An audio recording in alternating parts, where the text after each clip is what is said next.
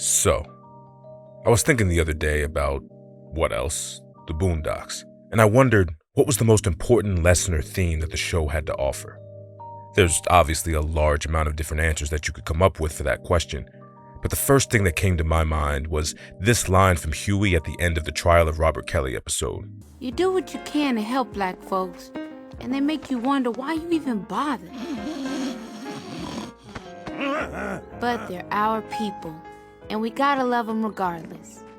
They're our people, and we have to love them regardless. It's an almost tragically beautiful sentiment that, at its core, is supposed to be an affirmation of racial brotherhood through good times and bad.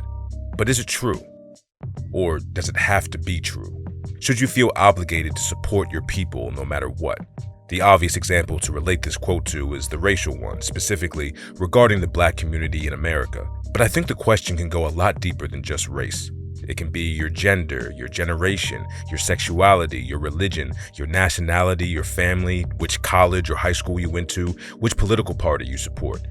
Our people can be as wide-ranging or as ridiculously specific as you want it to be. But let's start with the example of the black community first, because that's the our people that Huey was directly speaking about.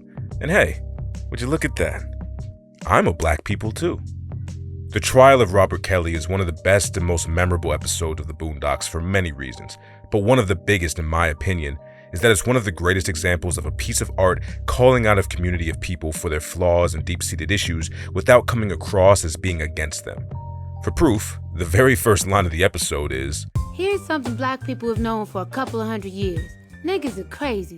And from there, the episode proceeds to show us, well, a bunch of crazy niggas doing crazy nigga shit.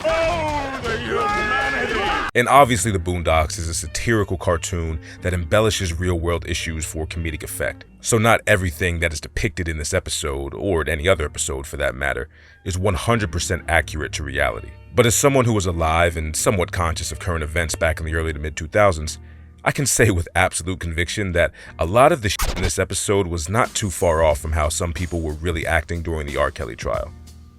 The first one.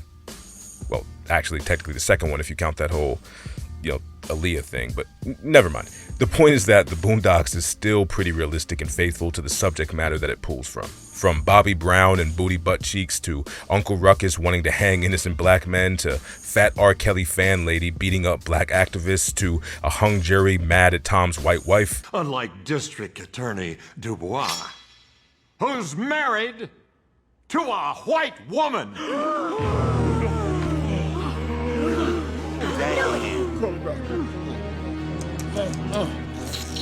To an entire courtroom of black people breaking out into song and dance after freeing a documented pervert. It's all set up to show the depraved and ignorant state of modern black culture. But to all the racists out there, slow down, put down the tiki torch and thin blue line bandanas. This is not meant to be a vindication of your dumbass beliefs that black people are inferior. Are black people in need of assistance in certain respects? Absolutely. But inferior or deserving of discrimination? No. The impetus or the catalyst for many of the issues that black Americans face today and have faced for the last century and a half since the end of slavery were not necessarily self-inflicted. I don't want to be reductionist, but similar to Huey's line that ends this episode, One thing for sure though, can't blame this one on the white man. What am I saying? Of course I can. When in doubt of who to blame for the deep-seated cultural issues within minority groups in America, blaming white people is usually a pretty acceptable answer. And just to be clear, I'm not blaming the white people of today, especially not the ones who watch my videos. You guys are cool. I'm talking about the whites of yesteryear, the powdered wig whites of the 17 and 1800s, and the Jim Crow whites of the 20th century. They're just the trust fund racist whites who have inherited their ancestors' racist beliefs and traditions. They're no longer the cause of mass black suffering, or at least not to the same extent that their ancestors were. Though many issues that black Americans face today are the product of generational systemic racism started long ago, that complaint is starting to become a little old and tired. Victims we may be, you can only play the victim card for so long before people outside of your struggle start to lose sympathy for your cause. Yes, racism is horrible, but is racism what causes the black community to idolize murderers, sexual deviants, and drug dealers? Is the white man to blame for black men and women who choose not to raise their children or neglect their families?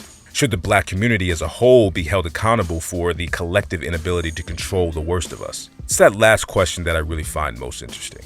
What is the role of a black person when it comes to policing our black brothers and sisters? I can speak from personal experience of being a black man surrounded by a group of non-black people and all of us witnessing some black fuckery. And it's always an awkward situation of trying to explain or defend the insane or indefensible actions of other black people. That constant pressure of having to defend people that you don't even really know but are always connected to through racial ties can breed resentment for your very own people. And I think that's where a lot of self-hating black ideologies stem from. It's some sort of combination or mix of secondhand embarrassment and feelings of superiority for being better than those other black people. Also a desire to be seen as one of the good ones by their non-white peers. There are a lot of different names for these types of people, and though I can understand how they became the way they are, I prefer to call them bitch-ass niggas. But on the other end of the spectrum, there are the people who defend black people no matter what, even if the actions of the black people in question are absolutely reprehensible. Like the people who defended O.J. Simpson back in the 90s, or the people who defended R. Kelly back in the early 2000s, or the people who defended Bill Cosby just a few years ago, and many other similar examples from celebrities all the way to common civilians. And while I respect their desire to protect black people and keep the image of black idols as pure as possible, I would call these people stubborn dumbasses. But all of this still begs the question, should we feel obligated to give unconditional love and support to people solely based on race? To me, the answer is no. At least to the idea that everyone should be expected to love their people. If you do, more power to you. But man, does that sound like an exhausting life. I don't use the word love lightly either. To me, your love is something that should be reserved for the people who have earned it. I don't love all black people the same way I don't love all American people or even all the members of my family. You know what you did, Uncle Jack. But I do want the best for them, and I hope they're happy, successful, and healthy. I like to see good black people thrive and succeed. It inspires me and pushes me to want to succeed just like them. But I feel no obligation to love someone just because they're the same race as me. And I don't think that makes me a sellout or an Uncle Tom or whatever negative term you might want to use.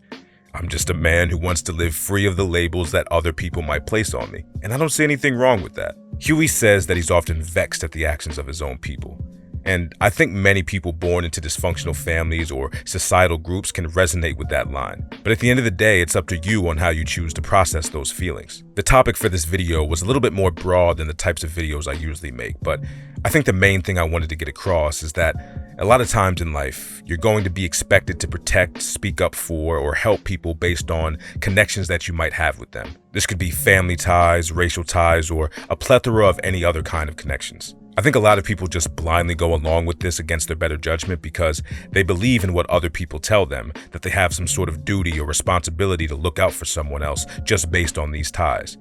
But for anyone who's in that situation, I hope you realize that who you love and who gets your attention, love, and support is your decision. And if there is someone or some group in your life that you protect or bend over backwards to help for no real benefit to yourself, then all I ask is that you consider, why do you do so much for them when they give you nothing in return? And maybe, just maybe, it might be best to cut ties with that person or group so that you can flourish and enjoy your own life.